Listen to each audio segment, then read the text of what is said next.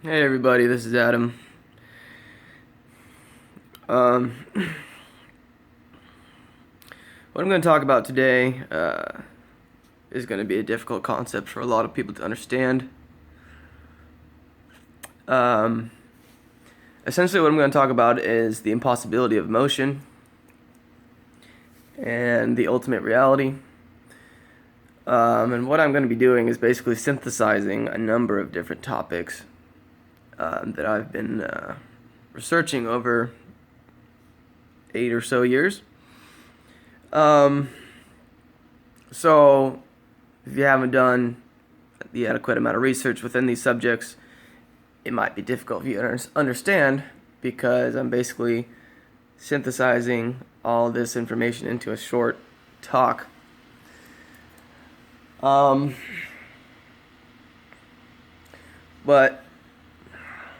what I want to do is recap first on a couple of my videos that I've done, specifically about duality. Because we need to understand that the entire structure of the reality that we are experiencing is it's a confluence of two forces, basically. The male and female energies, if you want to call it that. This split is what is allowing this reality to occur. Now, I don't know if you guys are familiar with Euclid's 47th problem, but essentially it's a geometric problem. It's if you look at a triangle, you have the two sides and the hypotenuse. And what this can essentially break down to is the male, the female, and the child. The two sides, one being male, one being female, come together with the hypotenuse, which creates the child. I don't want to go into too much detail about that, but if you can hold that in your mind, you might be able to make a connection about what I'm trying to say. Now, what I need to do is talk about some atomic particles. In quantum mechanics, what they've discovered is particles are popping in and out of reality all the time. They are not constantly there. Also, we know that whether a particle is actually a particle or a wave is dependent upon whether or not we are observing it.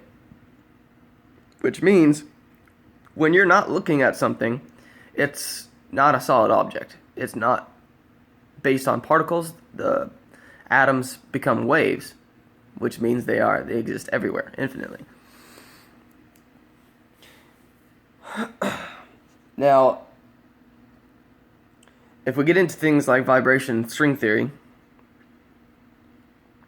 you can start to see that matter itself is just energy. It's just vibration. It's just vibrational patterns that are appearing solid. When you touch an object, what's happening is the vibrational frequency of your hand is coming up against the force of the vibrational frequency of the object, and the two don't ever actually touch. The vibrations just push against each other, and it feels like it's a solid object. But in reality, it's just energy touching energy. That's important to know, because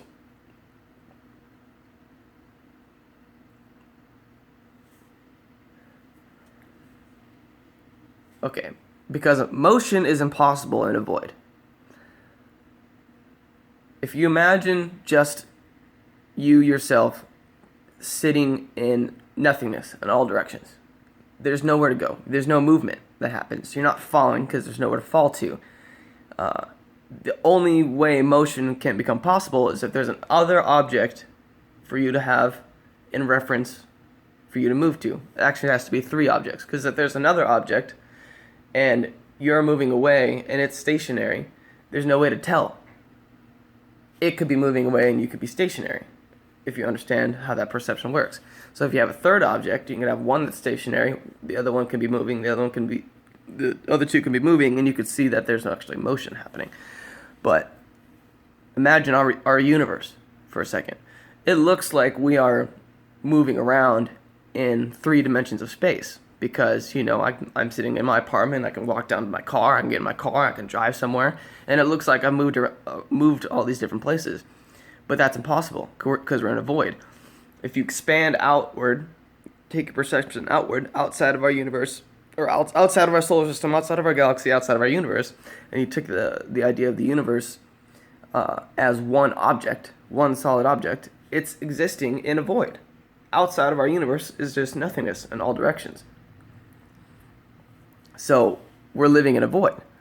The only reason that it appears that we're moving around is because there's objects that we have created in our minds that appear as though we're moving. Now,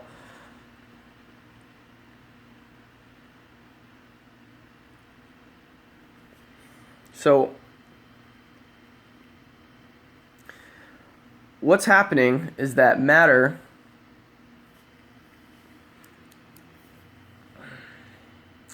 no, that's too complicated. I can't get into that. Okay, so when you think that you're moving, it doesn't matter what you're doing. You get up, you stand up, you walk across the room, and you go to the other part of the room. It looks like you moved from one point of the room to the other, but you didn't. What happened was, imagine your consciousness is in a fixed location, and all that's happening is that the scene around you is changing. Imagine a TV screen. If the TV screen, you can imagine, is your consciousness, and on the TV screen, it looks like it goes through all these different places, and it travels all these different things. But in reality, the TV doesn't actually move anywhere. It's just the screen changes. That's what's actually happening with motion. You can explore this with Zeno's paradoxes. I don't know if you're familiar with that, but you can look it up. One of his really popular paradoxes is, if I want to move from the point where I'm at to across the room, before I get there, I have to move halfway between that point and the point that I'm at. But before I do that, I have to go halfway between that point and the point that I'm at. And then you can keep cutting it down halfway, and you can keep cutting it down infinitely. And you can see that you'll never actually arrive at where you're trying to get to because you're not moving anywhere. Now,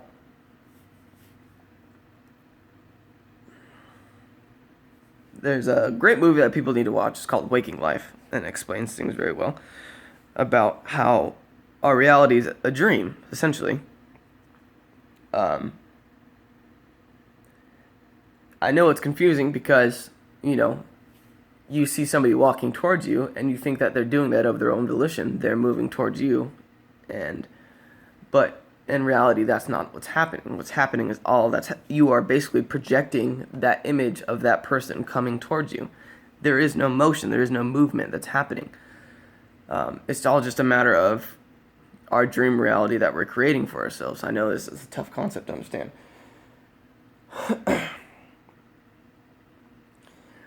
But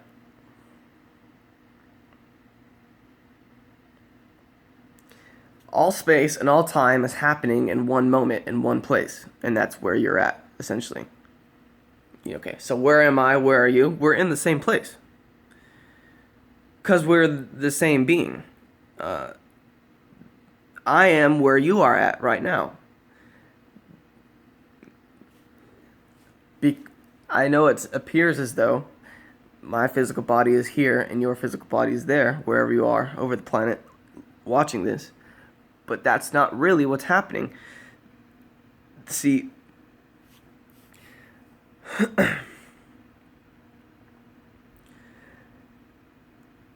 once you understand that there is no physical matter and that it's basically just a fucking computer game, a virtual reality that we're experiencing,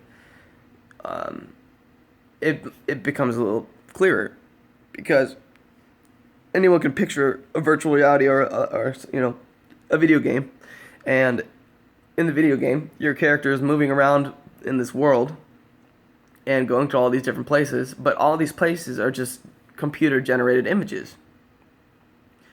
There's nowhere. The character's not moving anywhere. It's just the scene is changing as far as the way that the computer is generating the scenes. Well, that's your consciousness. Your consciousness is generating all these different scenes, and it appears that you're moving around, but you're not going anywhere. There's nowhere to go. There's nowhere to move. There's you are in the same place always. You never move.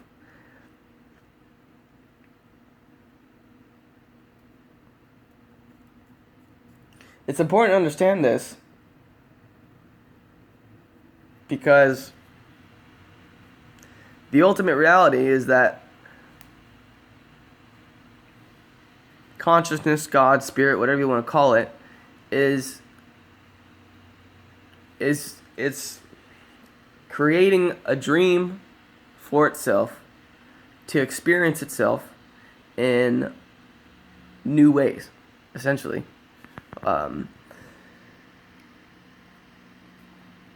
And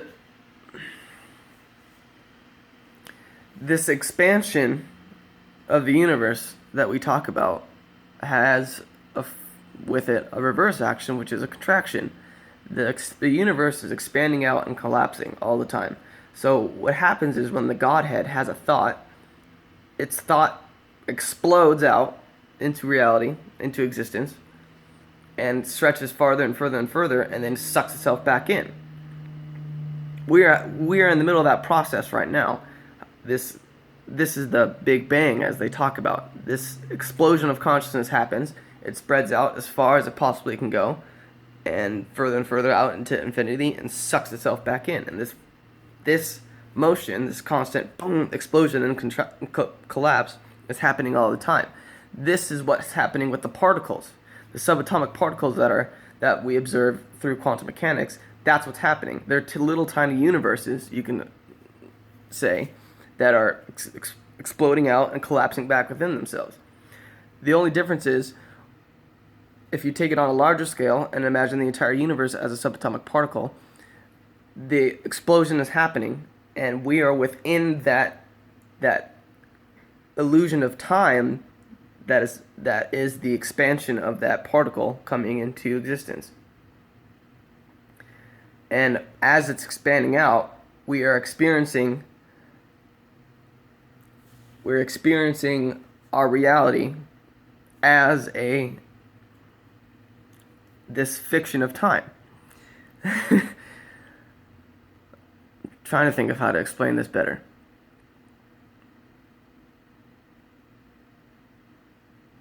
But I don't know any other way to explain it. So essentially, what this comes down to is that all beings everywhere are the same being. And when you look out and you see the plants and the trees and the animals, and you imagine they have a spirit, they contain a soul, it's the same soul that you have. And its soul and your soul are in the same place. It's the same soul in the same place, creating this illusion of space and time in which it can experience itself subjectively to know itself better, essentially. Because imagine, if you would, that you are in this place. You are consciousness, you are this divine consciousness, and you're in this pocket of nothingness. There's nothingness in all directions. Well, what you're going to do is basically dream up, create an imaginary scenario in which you can exist in. And you do that, and I imagine you probably want to experience all kinds of wonderful, pleasurable, amazing things. And you do that over and over again, and it keeps expanding and collapsing, expanding and collapsing. You create this dream for yourself. You have this experience. It's a great experience. It collapses. You come back to nothingness. In the middle of nothingness, your entire self comes back, your consciousness, and you go, "Wow, that was great. That was a wonderful dream. That was a wonderful experience that I had." You keep doing that over and over again, and then eventually, what's going to happen is you're going to go, "Okay, well, what happens if I create a dream where I'm not totally in control, and something happens that I'm not expecting?"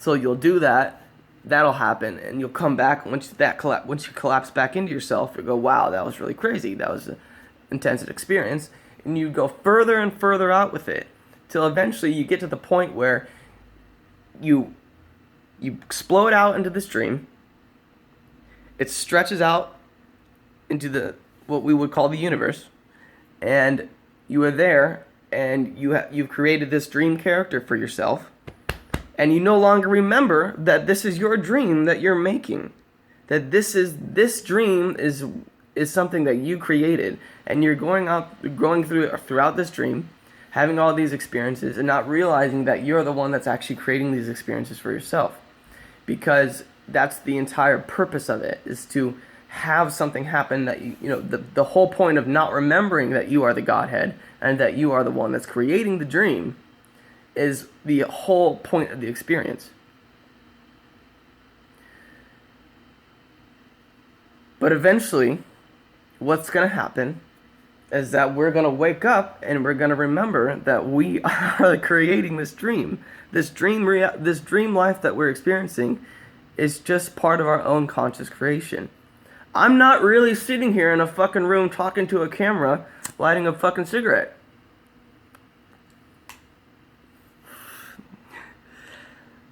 That's not... It's just a projection of our consciousness. It's just an experience that we have decided to have.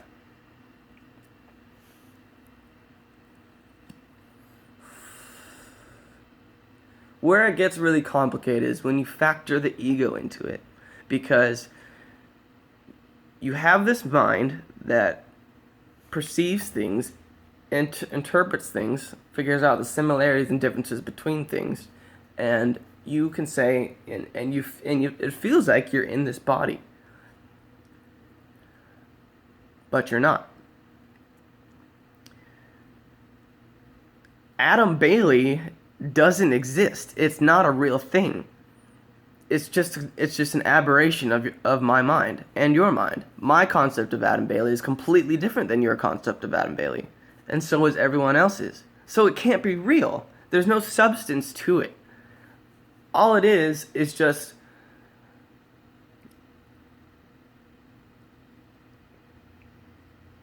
it's just an aberration of the mind. That's all it is.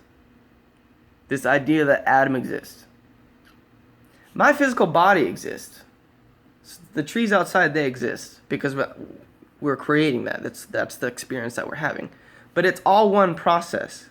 It's all one body, if you can think of it that way. It's all one experience. You don't consciously work your glands in your body, your muscles, and all that stuff. All that stuff happens subconsciously. My heart beats subconsciously. My breath, it happens without me doing it. You can force it, obviously, but it goes on without you doing it.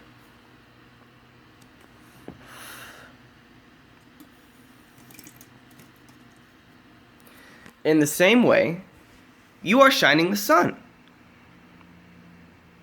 The same exact way that you are shining the sun is the same exact way that you're not controlling your thyroid gland. It's the same process. You creating a ground below you to step on. What else are you going to step on? You need the ground. The ground is part of you. You wouldn't exist without the ground. You wouldn't exist without the sun. You wouldn't exist without the trees, everything else. That is you. You can't exist without it. And once you see that duality, where you realize that everything that I'm saying is not me, has to be me for me to say that it's not me. For me to be able to say that that's me, this is me, that's not me, the two have to mutually exist. And therefore, that's the same process. This is the same concept of all dualities being the same. You wouldn't know light without darkness. Therefore, it's the exact same thing. If everything was all light and there was no darkness, you wouldn't be able to see anything. If it was all darkness and no light, you wouldn't be able to see anything. There's nothing to compare it to. So the very act that we have this dichotomy is what allows us to experience this reality. But it's all part of the dream experience that we're having. You don't move anywhere. There's nowhere to move to. You exist in a void. There's nothingness in all directions. That is the ultimate reality. Nothingness. Absolute nothingness. People try and shy away from this, and they go, oh, nothingness, oh, that freaks me out. What could be more liberating than knowing that nothingness is the ultimate reality? Where can anyone stick a knife into you? Why would you take anything so seriously when you realize, look, this is all just nothingness? It's all just part of my own creation. This experience that I'm having for myself. That is the whole point of this experience, is to experience isolation, think that you are this being, think that you're separate from all these other beings. They're not you, you are you, and you're going to experience your life and make your choices in the way that you want to make them in relation to their choices. But in reality, it's all the same being, in the exact same place, creating the exact same dream, in an infinite amount of perspectives. I hope that wasn't too complicated for most people to understand. Like I said, this takes a lot of research and a lot of philosophical plunging into the depths of your consciousness to synthesize all these points.